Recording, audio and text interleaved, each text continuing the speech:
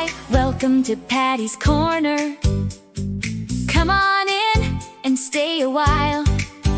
Healthy choices, great conversation, smart shopping tips, and finding foods that fit.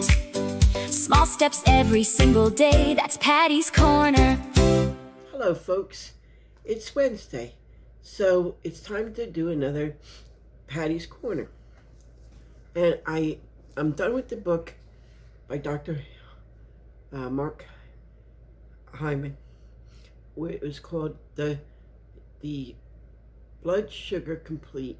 It was a very good book, and about the last 5 chapters was all recipes. But I've noticed most of those recipes you can get online. So if you go on Dr. Mark Hyman, you can get all the recipes you want there. Tons and thousands of them. So I got his new book from the library. It's called Food Fix Uncensored. What I saw in the first couple of pages was really interesting. But I'm going to read you what it says in the back. This is not a diet book. This is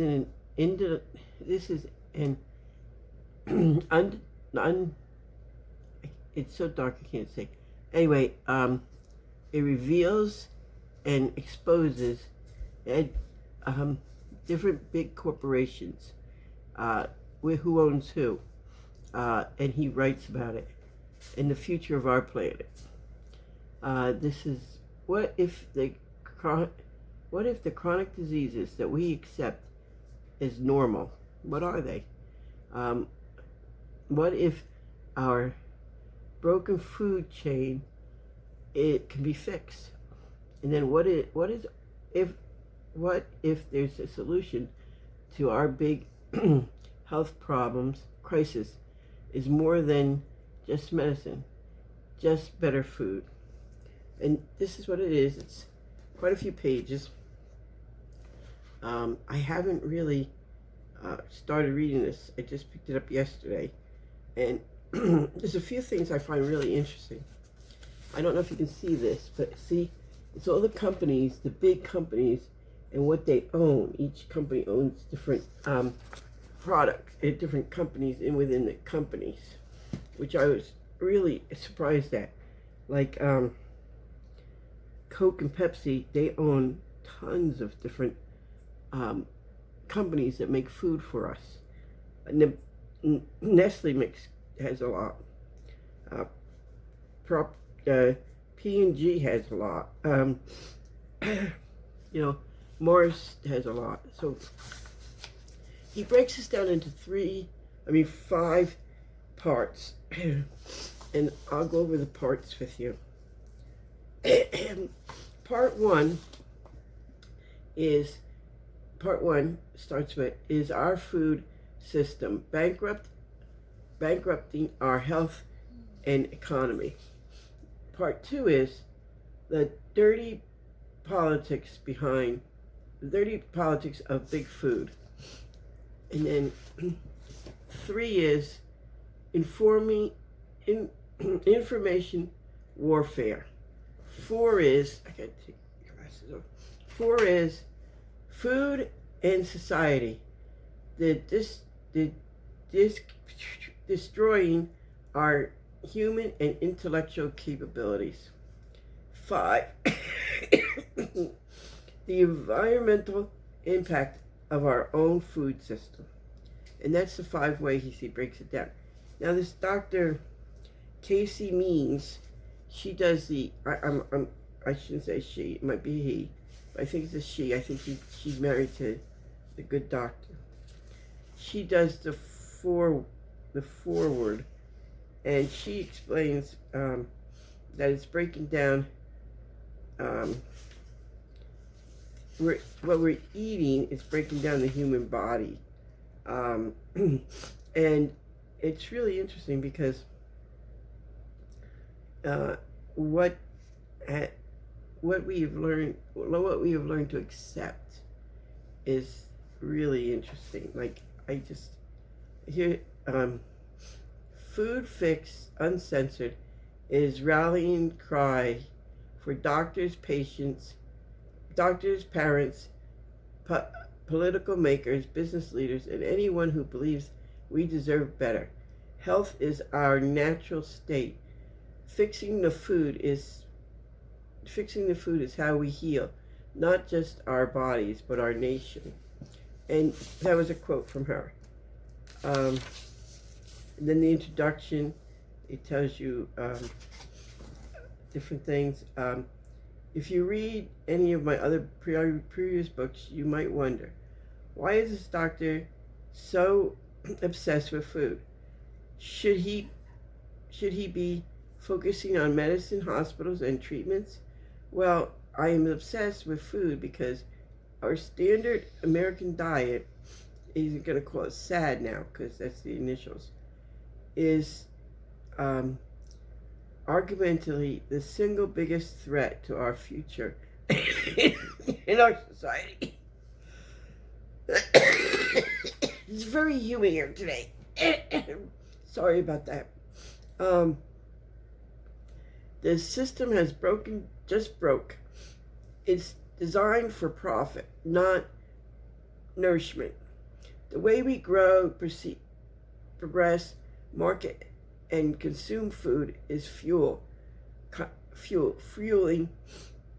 chronic disease, burning our economy, widening our equities, polluting our land and water, driving the climate destruction. It is snappily out humans, society, and the economy, and natural capital faster than busting the dam with flooding water. I just can't wait to get into this book because it's really interesting. Here he tells you how to make the beef. What everybody's great about it's TALLOW. It's beef fat, and then he's showing you what they put in oil. And the beef fat only it takes you, it's shelf stable for 8 months or 3 months.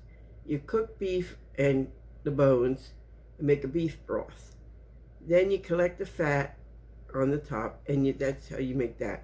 Now, how they make canola oil, they collect GMO canola oil, and then they clean the seeds and perform flaking, cook it and press seeds, use chemical solution to press them to cakes, and then they so it's all chemicals. This is all chemicals, and this is natural. Now, I'm just flipping through the pages because I really haven't read this, and I just was giving you some idea on we're the largest, which that blew me away. I saw a slide on it. We are the largest country, other than, well, Canada's a little bit behind us, but not much. We are the largest country that has obese problem in our country. And he's saying that it's all with the food we eat. And so I'm really interested in reading this because it's cutting edge.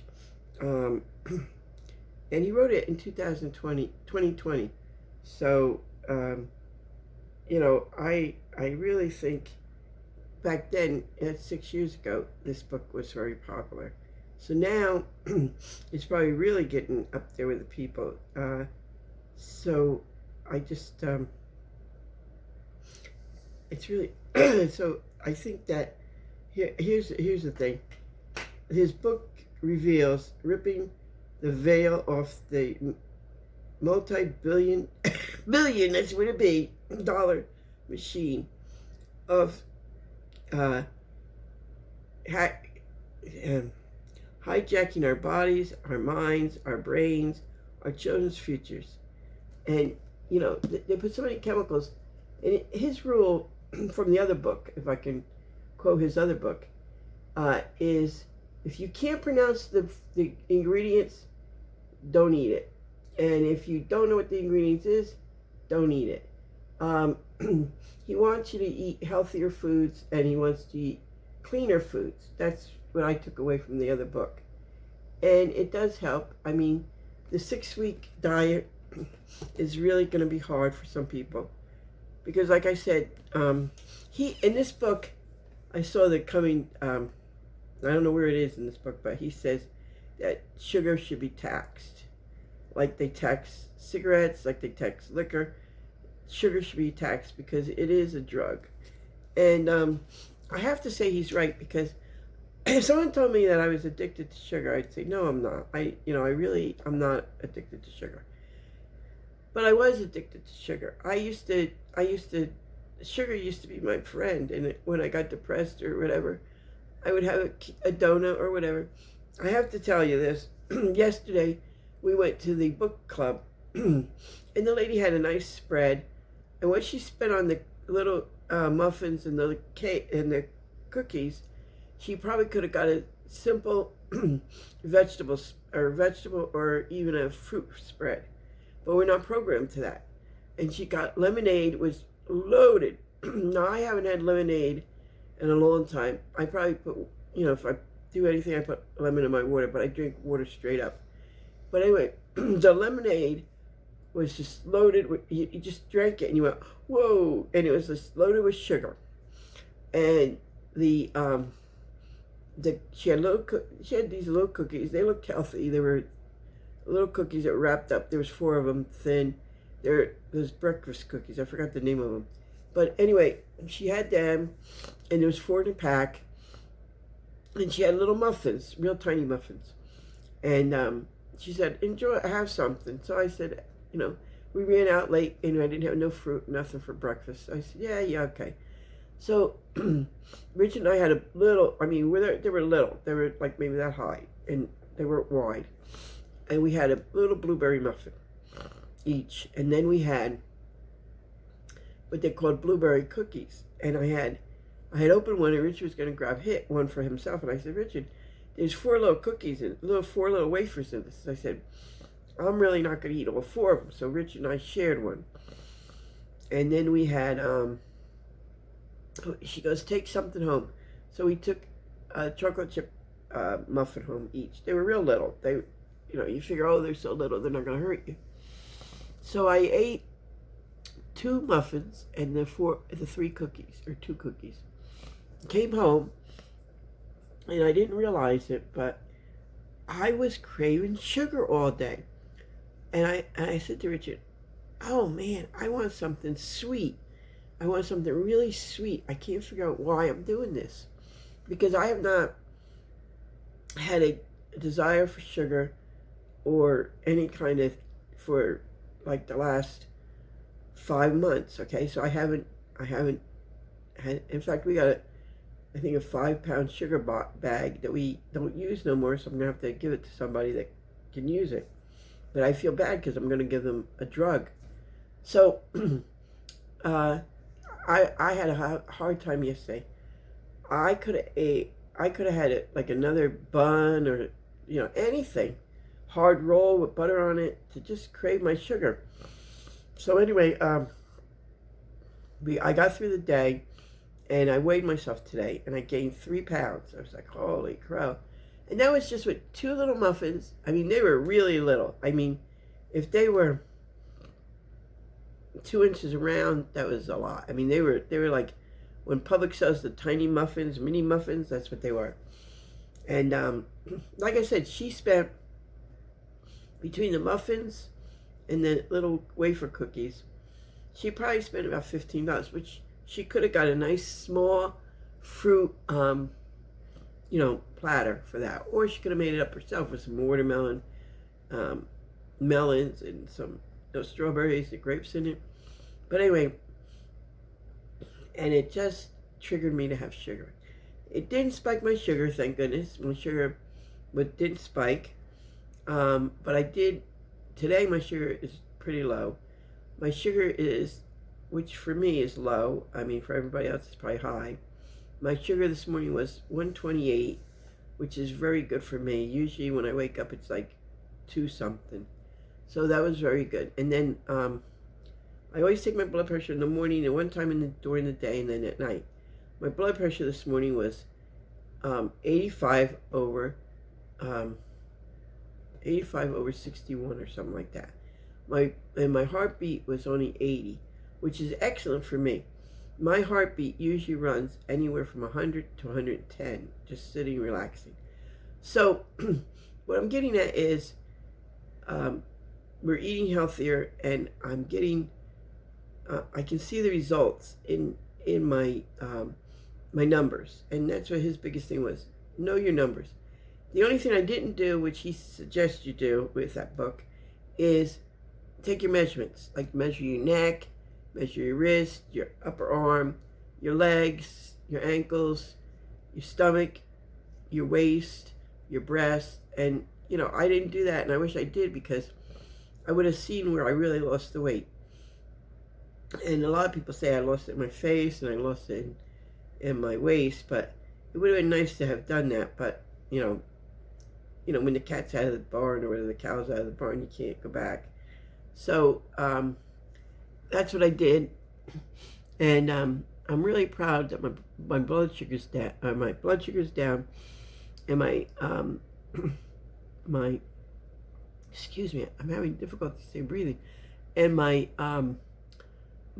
blood pressure's down and my heart rate's down. I really do appreciate that, because the way I was going, I probably would have either had a stroke or a heart attack, because it was just getting up there. My blood pressure was like, when I first started this, my blood pressure was, what was it, 145 over like 92 or something like that.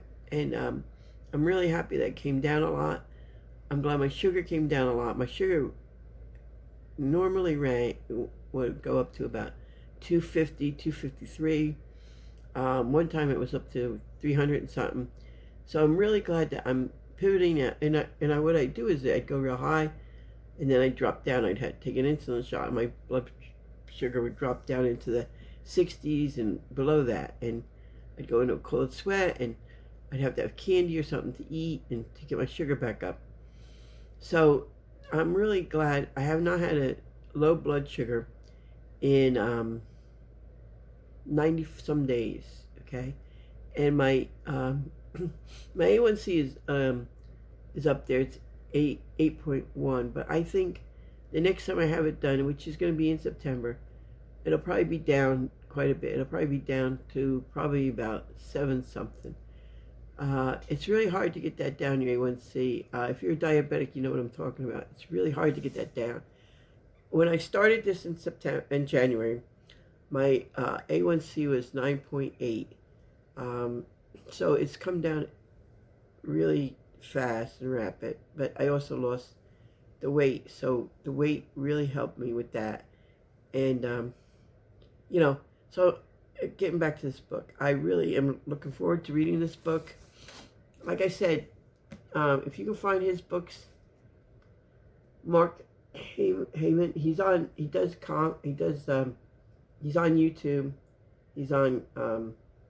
He does a talk show. He had some lady on that had MS real bad, MS stage 3 or 4, whatever. I don't know how they rate it, but anyway, she was in a wheelchair and she couldn't move, and her face was having spasms and stuff. So she thought, she was a doctor, so she thought, well, instead of me taking all this medicine, why don't I start eating better, eating healthier, and taking nutrition or pills and stuff. He does have a online. He does have it costs $365, and it does complete blood work. It does a complete blood work. It does blood work more than your doctor does for you, and it tells you, where you're what's wrong and how to get it back, and what you're deficient in and stuff like that. I'd like to do that, but right now $365 is just not out of my reach, so I can't do it. But he also does an MRI he's got it's real cheap. It's like It's like $800 and some, and he scans the whole body, and he's looking from head to toe for you know, any malfunctions or anything wrong, which I think is interesting, and stuff like that. And um, he's really fascinating. I find him very educational and very smart. He also had a couple diseases that he has fixed with eating better and nutrition wise. I mean, excuse me. Oh, excuse me. And with taking the vitamins. He also suggests to take a good probiotic, and he recommends seed. It's a probiotic that doesn't dissolve in your stomach; it dissolves in your small intestine, and it gives your intestines the probiotics it needs. So look him up. He's online, and he's really fascinating. So with that, I'm going to say so long, and have a good rest of the week. I'll see you on Friday, and we'll talk about some other things, and we'll see how that goes. So long.